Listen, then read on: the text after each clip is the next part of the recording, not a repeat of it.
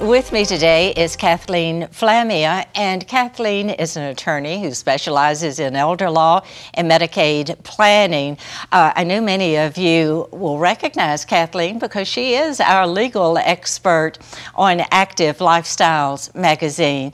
And Kathleen, thank you for joining us again. And today, you need to sort of gig me a little because we need to talk about advanced directives.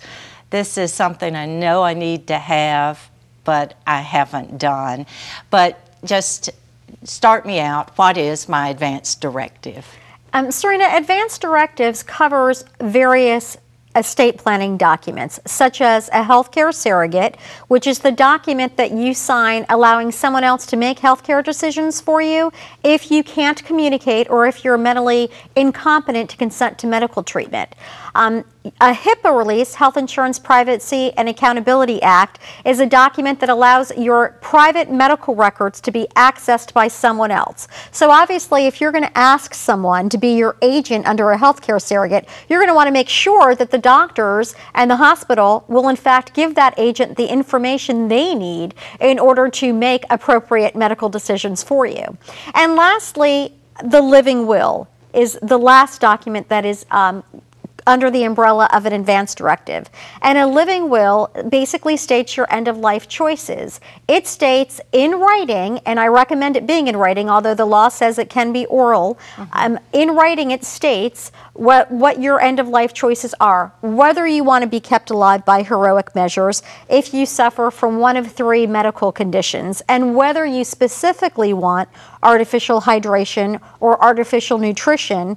Typically, if your treating physician and another consulting physician say there's no reasonable probability of you recovering from 3 medical conditions. Okay, well now, with this advanced directive and making these decisions, do I need to have a legal document? What do I need to have in place? There are, part of it, estate planning documents are living will, healthcare surrogate, HIPAA release. So I would urge you to get those in place as you're doing the rest of your estate plan. There's also, as we discussed before, a document called the 5 Wishes. They are available in my doctor's office. Yes, and they're available online, and they are valid in the state of Florida. Now, my specific documents are more lengthy and detailed as to what you want to be done, but these are very good, at least basic documents, and they also ask for some very interesting information that some legal documents don't. What happens if I don't have an advanced directive?